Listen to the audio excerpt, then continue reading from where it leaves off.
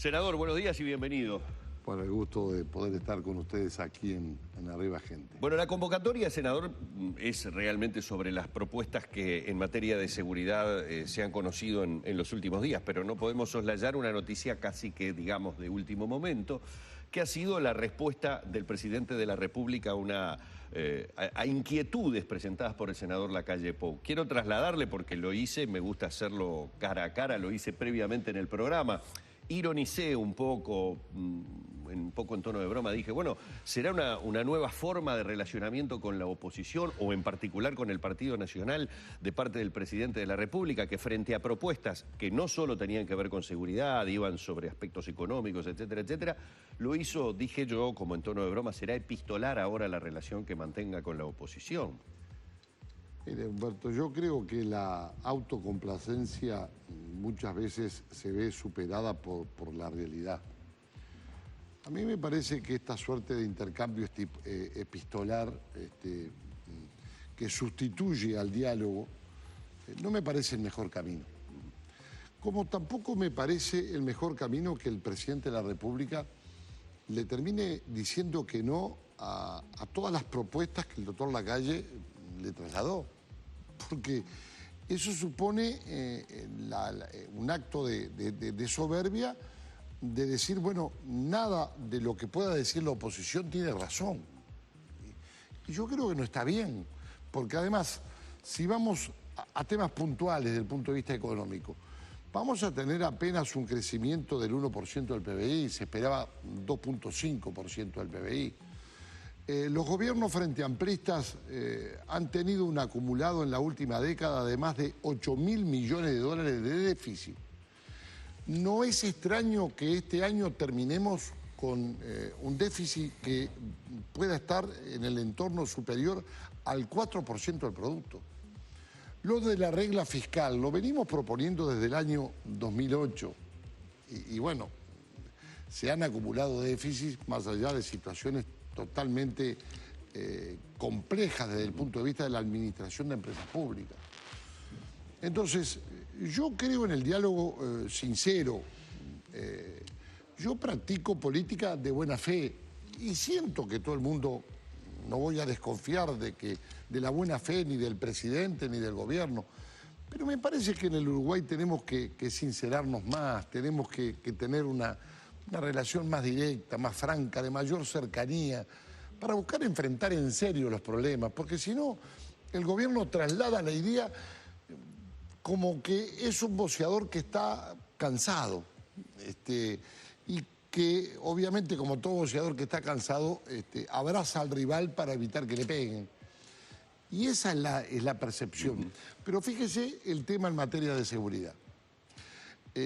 Fue necesario, es necesario que pasen los hechos desgraciados que todos lamentamos, que nos duele como sociedad, para que se diera una discusión pública importante, que saliera la oposición a reclamar para que se supiera el desastre del proceso judicial penal, lo que expresó el fiscal de corte, expresiones con las que estoy de acuerdo, que el gobierno anuncie que va a poner 1.000 policías en la calle a partir del 11 de abril, que va a sacar el dinero de los taxis y de la estación de Nafta. Medidas que por supuesto que apoyamos, pero es necesario que sucedan todas estas cosas para tener esta reacción del gobierno cuando es evidente que después de 11 años no se nota un plan de seguridad ciudadana. Y cuando hablamos de incrementar las penas, enseguida nos dicen, no, eso no ha funcionado, no es solución. Cuando yo creo que la regla máxima, la mejor política en materia criminal que pueda tener un gobierno es decir, con claridad y con contundencia, los delincuentes tienen que estar en la cárcel. Después aplicaremos todas las políticas de rehabilitación, llevaremos adelante todos los planes de reinserción del delincuente en lo que pueda significar su rehabilitación. Pero pongamos las cosas en orden. Hoy el tráfico de drogas es escarcelable. porque al no poderse identificar la pasta base de la cocaína, se aplica el mínimo de la cocaína, que son 20 meses, y no el mínimo de la pasta base, que son 3 años. Entonces, hay que hacer modificaciones para evitar que el tráfico de droga sea inescarcelable. Hoy tenemos que hacer un esfuerzo para atacar las bocas de pasta base. El gobierno dice, increíblemente, no podemos atacar a los chicos, sino que hay que atacar a los grandes. Es cierto, estamos de acuerdo, pero la manera de llegar a los grandes es también eliminar las bocas de pasta base, que están generando una violencia inusitada en los barrios de Montevideo, en el país todo, en el interior también. Ahora hay una mezcla, senador, de varias situaciones, ¿no? Es decir, en las noticias que manejamos a diario podemos hablar de un rapiñero que ante la frustrada rapiña balea igualmente al taximetrista que termina muerto, o de estos fenómenos de sicariato asociados supuestamente a ajustes de cuentas, como se nos dice desde el punto de vista periodístico. Pero para el ciudadano común, el que está por fuera de todo eso, sea por un motivo o sea por el otro, parece que la vida humana ya no tiene el mismo valor, o que el precio por el cual se puede llegar a comprar la vida humana es realmente ínfimo. ¿Por qué creer que un delincuente que hoy actúa en determinada rama no va a actuar en la otra? Es decir, uno entiende el mensaje que llega desde las autoridades como que el que está metido en el tema de la droga no va a salir a rapiñar un taxímetro. Pero se producen corrimientos de la geografía del delito. Eso es evidente. Si algo está controlado en un lugar, si hay una gran presencia policial en un lugar, se generan corrimientos. Si hay una restricción del dinero en taxis, en estaciones de nafta, es evidente que vamos a hacer un corrimiento que va a almacenes, a supermercados, a comercios en general. Sí, allí donde esté el efectivo. Esta es la realidad. Pero hay que buscar llevar adelante una adecuación de la normativa jurídico-penal. Es necesario otorgarle mayores potestades y posibilidades al Poder Judicial para que pueda llevar adelante su gestión. Hay que apoyar a la policía muy fuertemente. Por supuesto que dentro del plan de mantenimiento de la democracia y del plan humanista, esa suerte de nombres que le da el gobierno a los planes, hay que hacer esfuerzos para que la educación sea un elemento de inclusión de la gente, en la educación en valores, pero hoy la educación pública está fracasando. Pero hay que actuar ya, hay que tener iniciativa ya. Nosotros tenemos una batería de propuestas. Bueno, se nos dice que no. Bueno, paralelamente el lunes se anunció una instancia de diálogo. Estamos a viernes. Todavía no hemos tenido convocatoria, no sabemos. Entonces, es muy complejo no ser escéptico en materia de diálogo político como para poder llevar adelante soluciones que la gente está reclamando. Tuvimos acuerdo sobre materia de seguridad en el año 2010 en el anterior gobierno, cuando incluso se aprobó la ley por el cual la custodia perimetral de las cárceles estaba conferida a los militares y el control de ingreso y salida de personas también, y no se ha aplicado, es letra muerta. Entonces, a mí me parece que hay que tomar en serio este tema, hay que tener convicción y fortaleza, ideas para generar un involucramiento, porque lo otro es cruzarnos de brazos a esperar que no nos toque.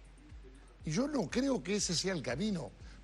Ojo, yo tampoco digo que todas mis soluciones son las mejores y que son tan eficaces que de hoy para mañana van a terminar con el delito. No, pero tenemos que hacer cosas.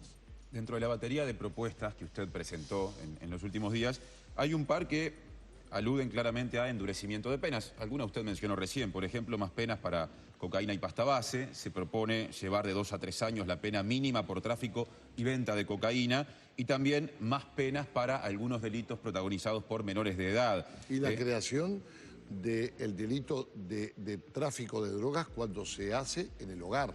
Además, para no aprovechar el hogar para generar el tráfico. Ahora, volviendo a la sin cuestión quitar las garantías de la inviolabilidad del hogar. Volviendo a la cuestión del endurecimiento de penas para algún tipo de delito. Penas más duras también es igual o puede ser a cárceles más llenas. Y se ha hablado mucho en este país del problema del hacinamiento carcelario y su repercusión en la seguridad. ¿Qué hay para decir de ese punto? Martín, es cierto lo que usted expresa, pero ¿cuál es el camino? Por no tener llenas las cárceles, ¿vamos a tener las calles llenas de delincuentes? A mí me parece que el argumento cae por su propio peso. El problema del hacinamiento de las cárceles está en la circunstancia de que hay una inmensa cantidad de presos que no tienen condena. Entonces se dificulta su excarcelación. Esta es la realidad. Entonces, nosotros somos coherentes porque siempre propusimos incrementar el máximo con que se pena a los adolescentes infractores que cometan delitos gravísimos para que pueda pasar por facultad del juez de 5 a 10 años. Esto me parece elemental. Terminar con el esquema de semilibertad. Los adolescentes infractores que cometen delitos gravísimos no pueden beneficiarse del régimen de semilibertad. Fue lo que pasó con el Raulito, con la situación del crimen del taxista. Hay que mantener los antecedentes de aquellos menores que cometen delitos gravísimos. Hay que incrementar el mínimo de reclusión, que actualmente son 12 meses, para que pase a 24. Hay que establecer también un esquema de control de la aplicación de la pena en los recintos carcelarios. No es posible que en las cárceles aquellos delincuentes reincidentes, que hay que penar más fuertemente la reincidencia y la habitualidad. Decir, bueno, el que es primario, bueno, ojo, sos primario. El que reincide por segunda vez, bueno, mirá, te vamos a dar otra oportunidad, pero el reincidente ya por 3, 4 veces o más, bueno, yo creo que hay que explicarle todo el rigor del Código Penal, y las condiciones de reclusión tienen que agravarse también, sin tocar los derechos humanos, pero no es posible que los señores estén con celulares y con un régimen excepcional de visitas, donde desde adentro de la cárcel tienen y gozan de privilegios, como está aconteciendo ahora en el sistema carcelario, que no es igual todo, porque una cosa es el CONCAR y otra cosa son las cárceles del interior del país. Entonces, hay una problemática en donde hay un problema gravísimo en el Frente Amplio, y es el vendaje ideológico de confundir represión con autoritarismo. Entonces, no quieren reprimir. Les parece que una medida de izquierda, un gobierno de izquierda no puede aplicar medidas de firmeza para defender a la población. Pero fíjese, los otros días en un programa yo dije que hay que permitirle a la policía las pistolas que generan choques eléctricos, las taser, o que tiran balas de goma de plástico. Bueno, un panelista que es diputado salió a decir poco menos que nosotros queríamos que la policía anduviera con picanas eléctricas para aplicarle a la gente todos los días. Entonces, yo me pregunto, ¿qué es mejor? ¿Apuntarle a un delincuente con una 9 milímetros que seguro que si le pega lo mata? ¿O tirarle con una pistola de choque eléctrico? Entonces, son herramientas para la policía que la policía está reclamando para ser apoyada en esa lucha contra la delincuencia. El esquema de patrullaje. Pasaron un mes y pico, según tengo información, donde, por ejemplo, la Republicana no utilizaba los caballos para hacer el patrullaje. ¿Y por qué? Si está comprobado que la utilización por parte de la policía montada a caballo es una presencia disuasiva, preventiva, importante en los barrios. ¿Por qué ahora que se arma toda esta situación se anuncia del Poder Ejecutivo que se van a sacar 1000 efectivos policiales a partir del 11 de abril? ¿Y por qué no se hacía antes eso? ¿Por qué tienen que pasar tantos años? Bienvenida esa medida, pero me parece que hay un problema en el patrullaje, donde sabemos que hay dificultades hasta para los cambios de aceite de los autos patrulla. Hoy usted hablaba, Larrañaga, del fenómeno de las bocas, ¿no? de expendio de distintas sustancias, particularmente de pasta base. Podríamos hablar de microtráfico, como también se lo conoce. Y evidentemente hay también un rostro pobre de ciertos fenómenos delictivos, ¿no? Por ejemplo, en las últimas horas nos enteramos a través del INE, del Instituto Nacional de Estadística, que en este país el 20% de los menores de edad viven en hogares que están en condiciones de pobreza, ¿no? Con una serie de privaciones. Y uno piensa que ahí también hay causas que explican ciertos delitos y ciertos fenómenos como este que yo ponía arriba de la mesa y que usted mencionó más temprano. Entonces, ¿por qué tanto hincapié en algunas medidas paliativos concretas como las que usted maneja y no tanto en atacar las causas de la delincuencia? Pero porque parto de la base que hay planes en la materia, hay planes sociales para combatir la pobreza, lo ha expresado el gobierno de manera reiterada. Está la educación como uno de los instrumentos fundamentales para quebrar ese círculo maléfico de la pobreza, que permitan sacar a nuestra niñez de esos porcentajes que son realmente graves en materia de niños pobres. Ahora, justificar que la pobreza termina siendo causa de delincuencia, me parece que no es el camino, porque nos lleva a decir, bueno, no vamos a reprimir esto porque es microtráfico. Pero una boca de pasta base está vendiendo pasta base que mata, porque es veneno, porque las lesiones que va generando en el organismo del ser humano que lo consume son irreversibles. El adicto a la pasta base nunca termina aunque se recupere nunca termina recuperándose del daño que se ha generado a sí mismo en el sistema físico, neurológico. Esto está comprobado porque además la pasta base, hay exámenes que indican de que tiene elementos tóxicos como venenos para ratones, vidrio molido para que genere microlesiones y entonces genere un impacto más fuerte, productos veterinarios para estirar la pasta base. Entonces, yo creo que no podemos escudarnos detrás de los porcentajes de pobreza para justificar la realidad delictual, porque tenemos instrumentos para atacar la pobreza, como son todos los planes sociales que se han venido dando y que el gobierno ha publicitado y exhibido. El problema es que yo tengo dudas si han sido eficaces en sacar a la gente de la pobreza, porque no se advierte que la mejor política social es el trabajo, es la educación, como mecanismo para precisamente vencer, porque si no entramos en un tobogán, que en algunas oportunidades hemos comentado, en donde esa insensibilización que nos va ganando a todos los uruguayos es mezcla de pérdida de valores, de respeto, de una sociedad que no se va respetando a sí misma, la pérdida de respeto de hijos con padres, de alumnos con profesores, de vecinos con vecinas, que van generando ese clima de violencia. No es posible que estemos etiquetando a barrios como los barrios rojos, cuando hay gente humilde, trabajadora, con ganas, que quiere salir. Entonces tenemos que hacer un esfuerzo de inclusión, por supuesto, pero tenemos que también tener herramientas como la ley para atacar la delincuencia, porque si no, mientras esperamos mientras esperamos que la educación y los planes sociales impacten positivamente en esos sectores vulnerables, por el otro lado, la delincuencia nos va ganando el partido.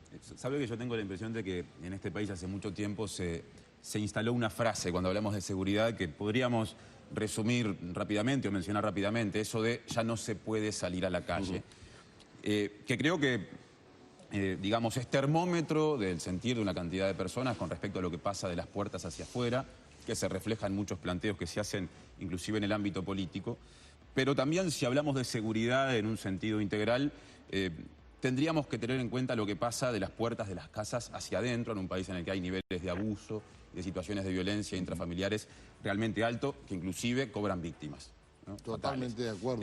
¿Por qué no tanto acento en ese punto? No, el acento siempre lo ponemos porque la familia es la principal escuela. Lo que pasa en la familia es lo que después pasa en la sociedad. Yo estoy de acuerdo con esa lectura. Me parece que también forma parte de una actitud.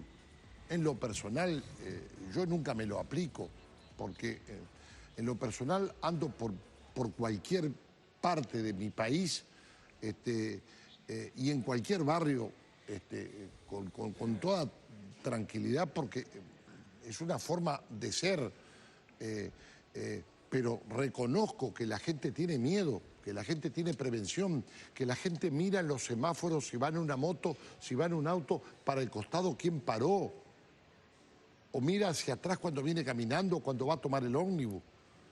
Porque hoy la violencia se ha instalado muy fuertemente en el país. También es cierto que hay que hacer un esfuerzo enorme frente a una realidad que tenemos que enfrentar, que es la desintegración familiar, lo que pasa hacia adentro de nuestros hogares, porque también tenemos la percepción y tenemos que confesarlo como una autocrítica, que quizás nosotros somos peores padres con relación a nuestros hijos que lo que fueron nuestros padres con respecto a nosotros. Esto es real. Tenemos que asumirlo con sinceridad, porque las urgencias, el multiempleo, la locura cotidiana, el empleo de la madre, el empleo del padre, hace muchas veces que dejemos a nuestro hijo preso de la notebook, del horario extendido en el centro educativo, etcétera, etcétera. Y entonces la relación que pasa en nuestro hogar sucede muchas veces que se termina cenando o almorzando con la computadora en la mano y el niño también con su pantalla en la mano. El celular. O con el celular como instrumento de faltarle el respeto a la gente, cuando en las reuniones hay varios hablando de un tema importante y hay otros que están mandando mensajes de texto o contestando Twitter o Facebook. Entonces, creo que forma parte de una cultura que tenemos que revalorizar, pero me parece también paralelamente que hay que tener mano firme en este tema y no escondernos de la realidad. No es posible que el CIRPA termine determinando como consejo que los adolescentes infractores tienen que estar más con su familia, cuando esos adolescentes infractores, sus padres, algunos están presos, o abandonaron su casa, o fueron adolescentes que ya han sido abandonados, adolescentes infractores que a corta edad ya son padres de hijos. Entonces, yo creo que aquí lo que falta es un diálogo en serio, si se quiere encontrar resultados. Ahora, diálogo político para generar un entretenimiento, para demorar el partido y para ver si la situación se calma y después no terminamos haciendo nada, a mí me parece que es una forma de traicionar esa confianza que la gente tiene que tener en el sistema político. Doctor, se nos termina el tiempo y hay dos puntos que yo necesito presentarle, porque de hecho también están en la carta de ayer del doctor Tabaré Vázquez. Esto que estamos hablando del tema de seguridad, de alguna manera habla de un fracaso en las políticas de seguridad del gobierno. De alguna manera este llamado que está haciendo ahora el presidente al diálogo es el reconocimiento de ese fracaso. ¿Y cuánto tiene que ver y qué importancia le da el Partido Nacional a la figura de Bonomi en ese fracaso? Lo digo porque está mencionado en la carta escuetamente del presidente, pero diciendo que no está en sus planes remover al ministro. Yo creo que se equivoca el presidente, con toda franqueza se equivoca, porque a veces las personas son parte del problema y no de la solución. Y en este caso Bonomi es parte fundamentalísima del problema. Yo creo que se equivoca. Me parece que el país tendría que poner el acento en que esto no se trata de la educación, no se trata de una falsa oposición, valga la redundancia, entre oposición y gobierno. Esto tendría que ser sociedad contra delincuencia, país todo contra la delincuencia, porque esa es la forma de recuperar la tranquilidad pública, la convivencia ciudadana, el humanismo, las relaciones personales en un país chico. Yo creo que eso es básico. Yo los otros días, siendo bolso, fui al estadio de Peñarol a la inauguración. Alguna gente me miraba con sorpresa y a mí me parecía que era importante que, más allá de mi condición de hincha de Nacional, estuviera en la inauguración de una obra importante para el país, como lo fue el estadio Peñarol. Yo creo que esas cosas hacen a la tolerancia que tenemos que practicar en una inclusión de todo el mundo, respetándonos. Tú, Martín, que sos parte periodista deportivo, pero también periodista completo en el marco de también la realidad nacional. Yo creo que son temas que hacen a la convivencia y que hoy la negación del gobierno de los problemas lo único que hace es agravar y sentir que la gente pierde credibilidad en los gobernantes, en la política y en las soluciones que desde el Parlamento, desde el gobierno espera. Lo tengo que despedir lo más breve que pueda, senador. También hay mención al tema de ANCAP en la misiva del presidente Tabaré Vázquez, con una suerte de tirón de orejas al senador Lacalle Pou diciendo que no se puede bajar el precio de los combustibles. Sobre el tema ANCAP, ¿en qué quedó la presentación de la denuncia conjunta por parte de la oposición? Bueno, seguramente la denuncia se presente la semana que viene. Es una denuncia coordinada, donde todos los partidos que vamos a presentar la denuncia vamos a elegir el mismo día para hacer la presentación. Le quiero agradecer mucho, realmente ha sido como siempre invalorable su aporte y nos deja obviamente con muchas más preguntas para realizarle, pero ha sido más que amable, doctor. Bueno, muchas gracias Vargas, muchas gracias Martín. Bueno, señores, señoras, el doctor Jorge Larrañaga con nosotros centralizando el tema en seguridad, en sus propuestas, pero también, como les dijimos, no escapando a menciones sobre otros temas políticos. Vamos con el cierre correspondiente a este encuentro que hemos mantenido con el senador de la República.